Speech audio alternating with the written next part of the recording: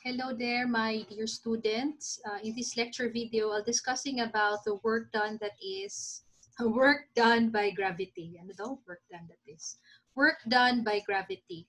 So in the previous lecture video, I hope you've watched and studied that as an additional learning material together with your textbook, no? Yan.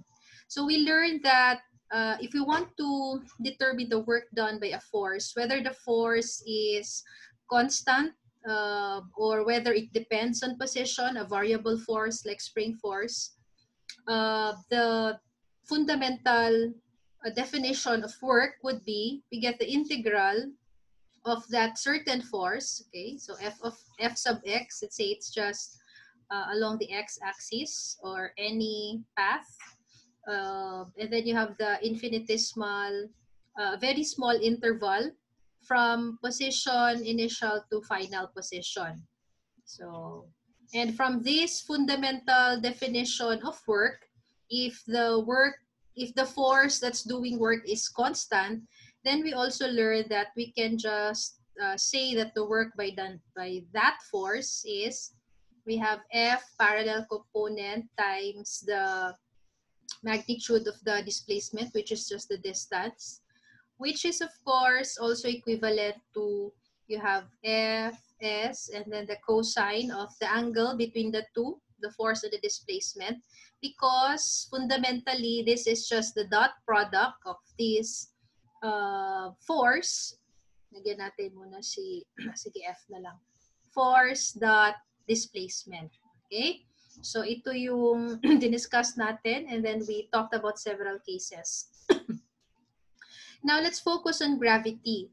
So gravity, we can this is the, let's just recall, no, gravitational force. So Fg. This is the pulling force exerted by the Earth on any mass, no, near or on it. Pulling force, or the force of attraction by the Earth. Pulling force by the Earth on any mass. Whether the mass is at its surface, whether it's another heavenly body, diba? Okay. So it's always a downward force, okay, with respect to the surface of the Earth. So if this is the Earth, and then you have your object here, this is not drawn to scale. Otherwise, parang masyadong malaki ang object na ito. So this particle, which is a mass, interacts with the mass of the Earth, and the interaction is actually attractive. So we'll just focus on this force by the Earth on M, and we'll call that as the gravitational force, which is just, of course, ang magnitude nito is just equivalent to weight. So weight is also we can say therefore that weight is a force, no? So whatever is the direction of the acceleration due to gravity, that will also be the direction of weight. Yan. Kaya sa FBD na na-learn natin sa Newton's laws, every time there's mass involved, the ever-present force is weight. Why? Because that mass will always interact with the mass of the Earth. And the interaction is measured as gravitational force. Okay? So if you're interested about gravitational force, you can also read about Newton's law of universal gravitation. No? Newton's law of universal, meaning walang exempted. Lahat-lahat na may mass, whether it's microscopic particle, subatomic particle, no? Kasi universal. Or kasing laki ng mga galaxies. So, Newton's law of universal gravitation, which is just telling us that gravitation, which is telling us, according to this law, if there's a certain object that has mass, we call it mass 1, and then another particle within its vicinity, or kahit malayo, pero mas feel kasi itong gravitational force kung malapit, no? They will interact, and the kind of interaction is always attractive. So do not say that you are not attractive because you have a mass, and any other object na may mass na nakapalibot sa'yo, you are attracting them. Okay, so ganyan. So M1 is attracting 2 on it. So this is gravitational force of 1 on 2, and then the reaction to this force, okay, same length, same strength, opposite direction. This would also be the force of 2 on 1. So according to Newton's law of interaction, they have the same strength but opposite direction. So in the context of an object's weight, yung object ang magiging, let's say, mass 1, tapos yung mass ng Earth ang magiging mass 2. Okay? Now, the force of attraction depends on the mass of the two objects and their separation. So from the center of gravity of that to this one, ang distance nila from each other, let's call it R. Okay? So that the gravitational force between them, we say that the force gravitational between them has this magnitude. You have the product of the mass 1, mass 2 over the square of the distance between them, and then you have this gravitational constant. So it's just telling us na uh, any object creates a force field around it, okay, and that force field will cause it to be able to interact with another force fields, no? So ang force field na pinag-uusapan natin dito are gravitational fields. Kaya pag yung nag-analyze tayo ng physical systems using Newton's laws, every time there is a particle na merong mass, sabi ko, always it will have a weight, which is of course the pulling force of the earth, no? Kasi nga merong universal gravitation. So do not think that it's only earth that has gravity or that exerts gravitational force, okay? Even tayo, kasi nga interaction man yan, 1 on 2 and 2 on 1. So if your weight is, let's say, 500 newtons, so that means you have a mass of around 50 kilograms, then the force of the earth on you is 500 newtons. And then as a reaction to that, you are also pulling the earth up. So this is your reaction force, U on earth, which is of course also 500 newtons. Okay, let me connect my charger first. Okay. So, however, the 500 Newton force is felt by you, okay, because you are very much less massive compared to the Earth. So, what do I mean when I say na feel mo yan? You feel it every time there's nothing beneath you, no? If you're stepping on nothing, say for example, may butas dyan, and then you suddenly step on it. No? Lagyan natin ng butas for the dramatic illustration. Ayan. Oh, andyan ka. Oops, ayaw niya. Sorry. Dito na lang tayo. So, say for example, may butas dyan. So, dito ka kanina. So, meron ka pa ring weight kasi may mass ka man. 500 newtons pa rin siya. Okay? But the moment you step on nothing, pag walang normal force dyan na mag-counteract dyan ngayon, feel mo itong 500 newtons sa pagbagsak mo. However, that 500 newtons that the Earth receives from you, baliwala. So ito yung si Earth, tapos pinupull up mo siya by 500 newtons and all the other people, billions of people around the world. But you do not see the Earth getting drawn towards you. Why? Because it's so massive. So you both receive the same amount of gravitational force, but the more massive one, ibang effect sa more massive one, something like that. Okay? So that's one of the implications of Newton's third law, no? When you speak of forces as acting in pairs, no? Merong naka-receive, merong nag-exert. At the same time, simultaneously, yung naka-receive also exerts. Kaya action, reaction. So that's what we say about gravitational force, no? But in our case here, even though it's clear now that you also have a gravitational force on Earth, but we will focus this time on, pag sinabi natin gravitational force, automatic na ang focus natin, yun na yung gravitational force of the Earth on any other object, no? And not the reactive force. So we will be focusing on that kind of gravity. So ano ngayon, paano natin ma-determine ngayon the work na nagagawa ng gravitational force ng Earth on any object, no? That is on it or near it. So let's still be using this fundamental definition of work.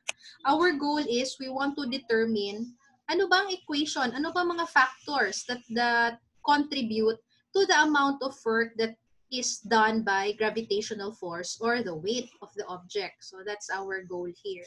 So let's take, for example, this is our ground. So when we speak of work done by gravity, since it is a conservative force, it's helpful if we assign a point of reference, no? So let's say this is our reference where height is 0. Let's say, yan. It's up to the experimenter kung saan nyo ilalagay yung reference. Unlike sa spring, if you recall, pag spring mass system, wala kang choice, the reference is always the natural length. Diba? Yung unstretched length ng spring. Yan. Pero pag gravitational force, you can assign kung saan mo ilalagay yung y equals 0. Is it the ground? Is it on top of a table? Is it somewhere else? So in this case, I want the reference to be at the ground. So say, for example, there is an object here that is being held. This is the initial position. So if this is the reference, I'd say that from the reference, this has position along the y-axis, y1. Okay? As a vector, ayan siya. So it's positive kasi nasa taas siya ng 0 level natin. Say, for example, from point 1, we raise it up to 0.2.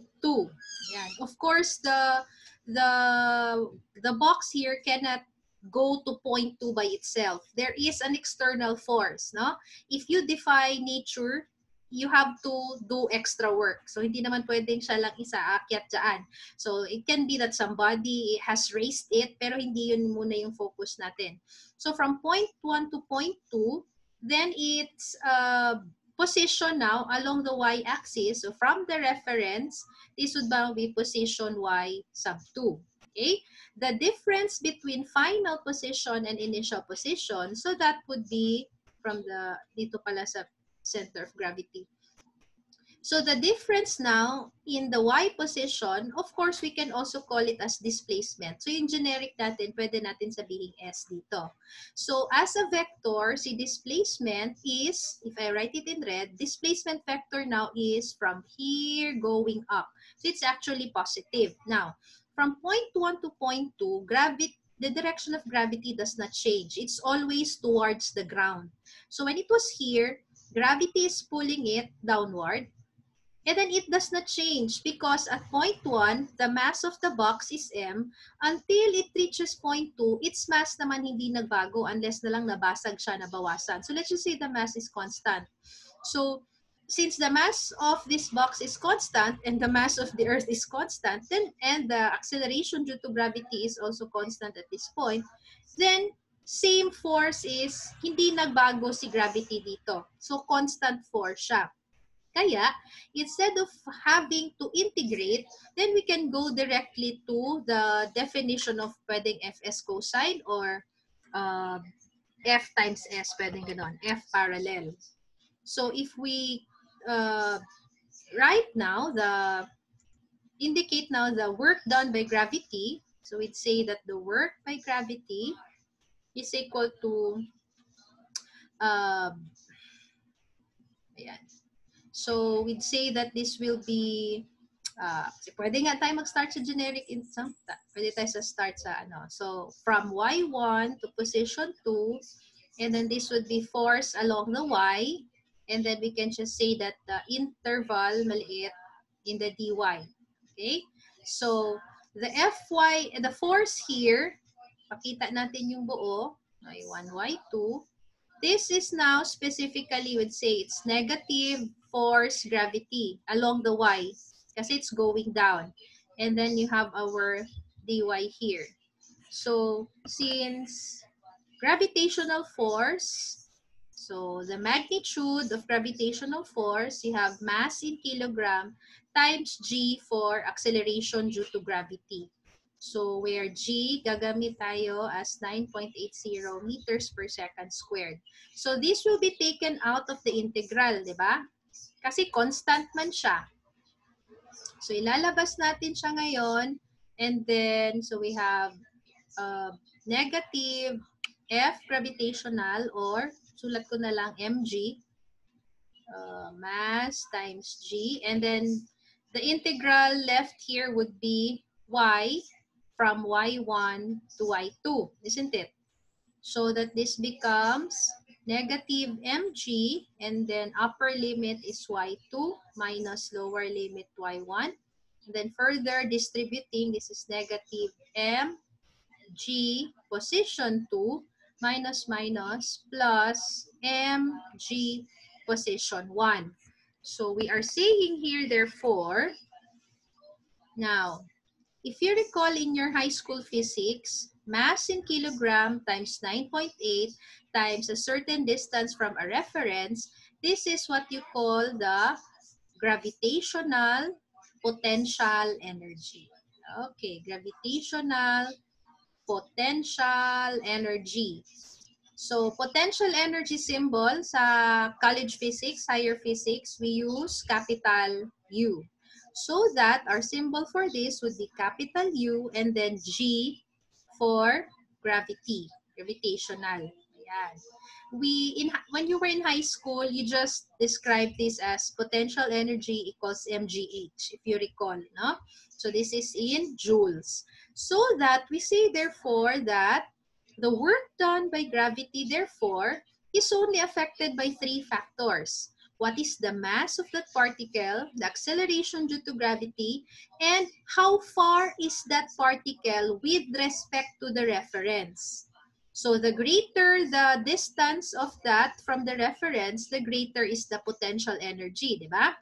Pero if we further simplify this becomes negative final gravitational potential energy, UG2, and then this becomes plus initial gravitational potential energy. Yan. So we say, if we write this in terms of change, so we can manipulate the equation. We factor out the negative so that this becomes positive, UG2. Pag dinistribute mo yan, babalik ka dito.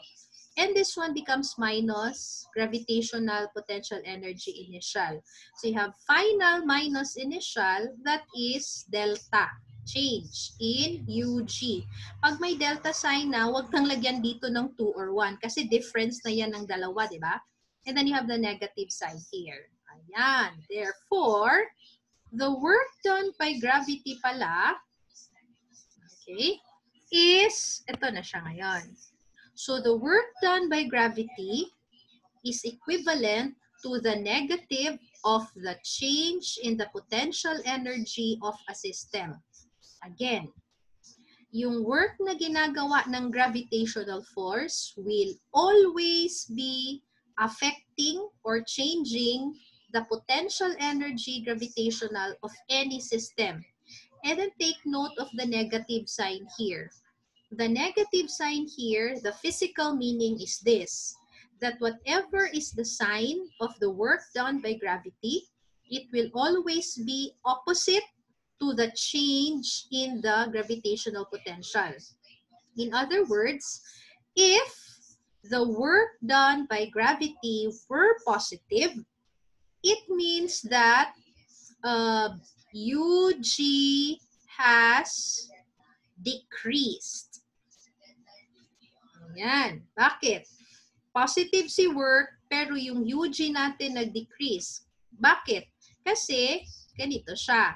So, you have negative delta UG. Tama ba? Para ito maging positive, itong si delta dapat negative. So, kailan ba magni-negative si delta? Magni-negative si delta, so dito dapat negative delta UG. Kailan magne-negative ang delta? If, of course, the U final is less than the U initial. Para pag nag-subtract ka, UG2 minus UG1, tapos ito mas maliit kaysa ganyan, edi ang lalabas negative. So, meron kang negative dito. Negative delta means bumaba ang potential, nabawasan. Negative here, para ito maging positive na work.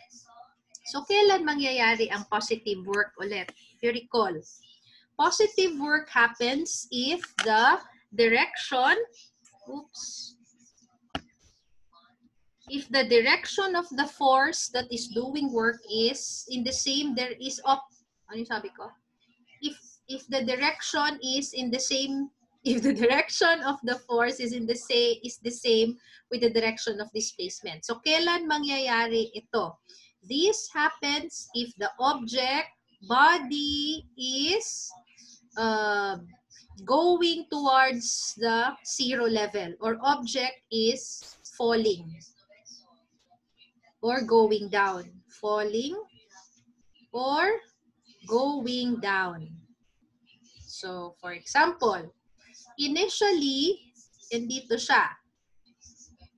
So, baliktarin natin yung nangyari kanina. This is position 1, and then later, nahulog siya dito ngayon sa ground. For example, ito na yung position 2 niya. So, in this case, the y1 is greater than height 2. So that the gravitational potential energy 1 is also greater than the final. Kasi lumalapit siya dito sa y equals 0. Nag-0 nga siya dito, di ba? So, ayan siya. So, in other words, yung potential energy natin dito, UG has dropped. Kasi malapit siya dito, di ba? Palit ng palit yung potential niyang makagawa siya ng work. Pero, so kung galing siya sa taas pababa, ito yung direction ng displacement vector. Tapos, si weight is also in the same direction. This is gravitational force. So, the angle between them is 0. Cosine 0 is 0, di ba? Kaya the work done by gravity here is positive. Positive work, pero bumaba yung potential gravitational. Are you following? Okay. So, pag ang work ng gravity, if gravitational work is negative, then it means that the gravitational potential energy has gone up, has increased. Paano yan? Paano mag-increase ang UG? Mag-increase ang UG kung ilayo mo siya sa reference. Okay? So, kung initially, andito siya, edi ilayo mo siya at a certain point. So that Y2 is greater than Y1 and UG2 becomes greater than UG1. UG1.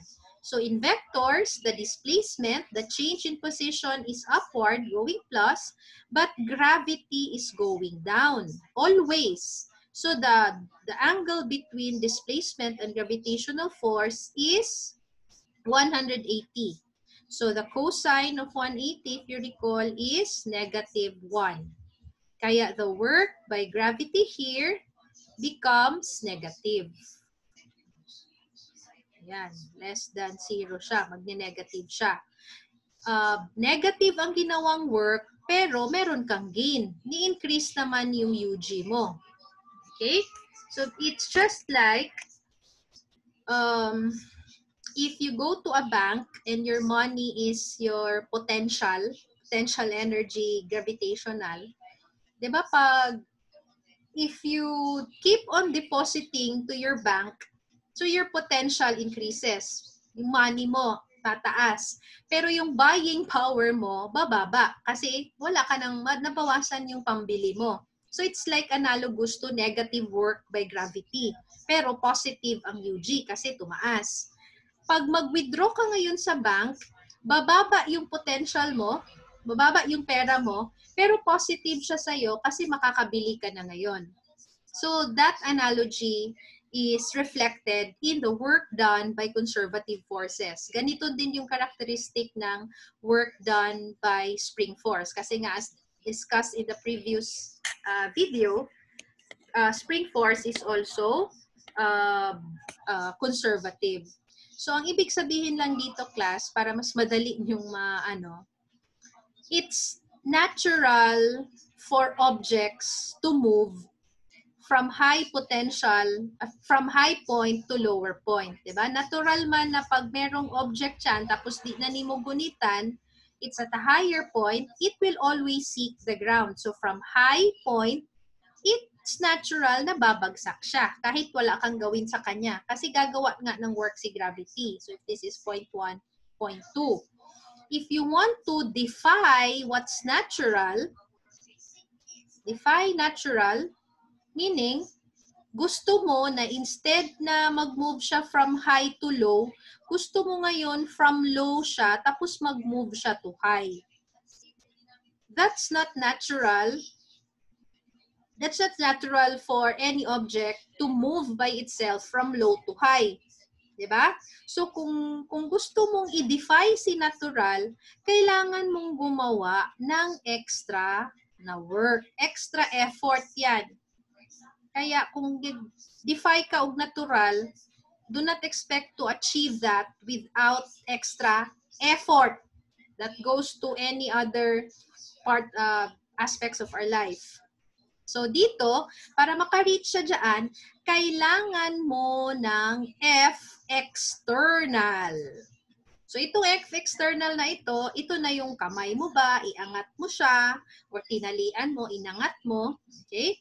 So ito, para ma-achieve mo yung positive na displacement. So habang inaangat yan, habang gumagawa ng positive work ang external force, yung gravity naman gumagawa ng negative work. Okay? Ibig sabihin, yung energy ngayon na in-spend mo para lang umangat siya, na hindi naman natural, kasi nga, it's always from high to low, the energy that you spent, kapuyon man kaana, it is converted into potential energy and it is being shared by Earth and that object na nilift mo.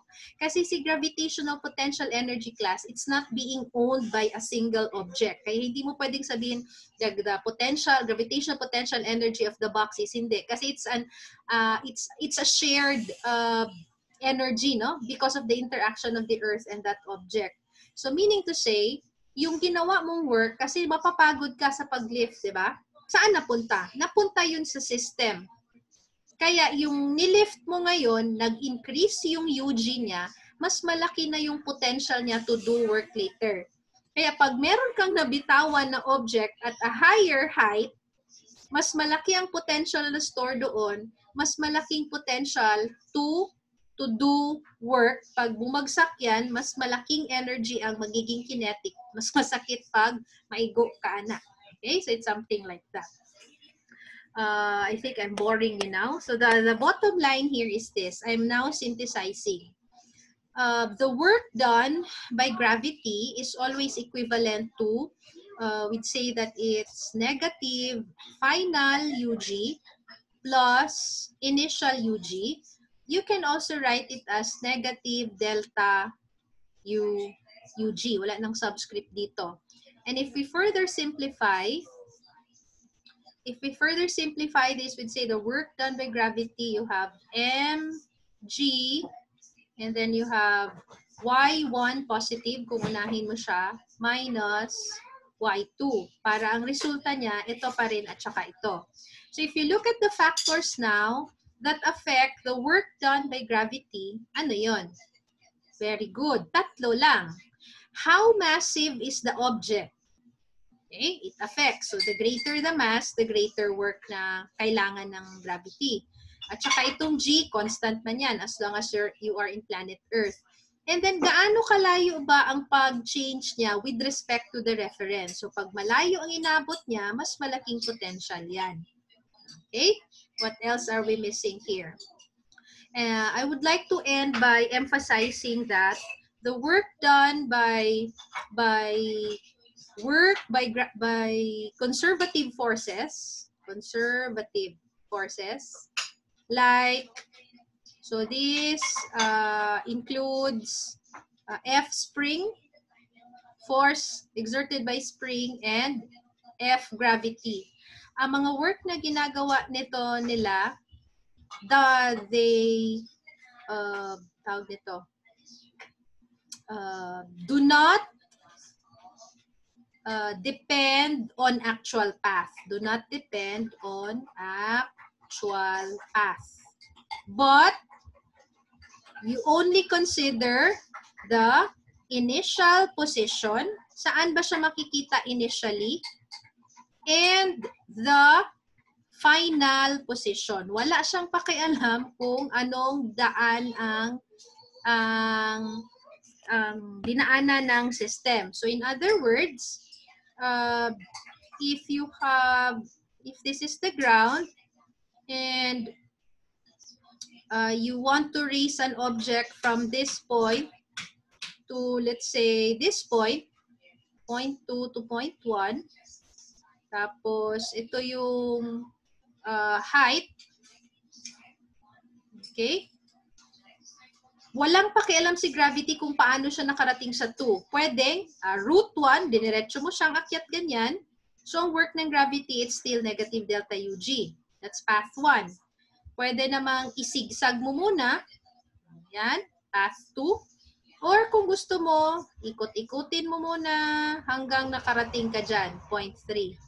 So, itong mga actual path na dinaanan dito, that will not affect UG. Kasi ang titingnan nandito, ano ba si Y1, ano ba si Y2, ano ba si H.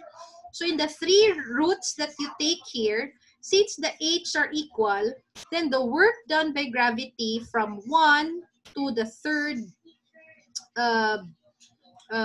route or path would still be the same. Same lang yan siya. Kasi wala namang, ano kasi siya, conservative force kasi siya. The same thing is true for spring force. So, if you have your spring here, and you pulled it from, so let's say, galing siya dito, point 1, and then later gusto mo na siyang hanggang dito kay point 2. So, pwedeng along the path, pwede mo siyang iinat-inat mo na here to there, tapos stop ka dyan, or pwedeng diniretso mo dyan. So regardless kung anong path, basta kay same pa rin itong kalayuan niya, then the work by the spring force would still be the same. Kasi spring force is conservative. Okay? Ayan, ano pa ba? So, when we analyze systems later, you will see that gravity does work. So, work by gravity will not be 0 if there's a change in height. There's a change in the system's vertical position. Yan. So, in other words, kung nag-slide lang si object from point 1, tapos na-reach niya itong si point 2, ka-travel siya ng certain displacement there, then in this case, since y1 equals y2, and we put the floor as the reference, this is 0, so the work done by gravity is 0, kasi wala mang change in height. Okay? Pero, pag nasa ramp siya ngayon, let's say initially andito siya, let's take this as x-axis, ang ramp, and then later, bumagsak siya ngayon somewhere here sa point 2. Tapos, meron tayong change in height, di ba? Yan. So, from here to here, meron ka ng change sa height ngayon. Kaya, merong work na nagagawa si gravity dito. Okay? So, yan lang naman ang titingnan natin. So, pag spring lang, edi work lang ng spring. So meron sa problem set that I gave you, I actually included na spring tapos may change in height. Okay? Para ano na siya, andun na lahat. Okay. Yan. So ito dito, for example, from 1 to 2, walang spring involved, pero pwede pa natin siyang i-extend. Kunyari, may spring pala dito. Suppose ito siya, makompress niya ito. Ayan. So, pag ganyan, that would be, meron ng work na nagagawa si spring dito. So, we will use these principles in analyzing systems. No? For mechanical engineers, understanding this concept of energy, mechanical energy is very important. And even in all other engineering courses, programs. Okay, I'll stop here for now, and then I'll try to create more videos for explaining applications of these principles by solving example problems. Okay, so that would be my part, and then the rest will be yours. Stay well. Until next time. Ta-ta.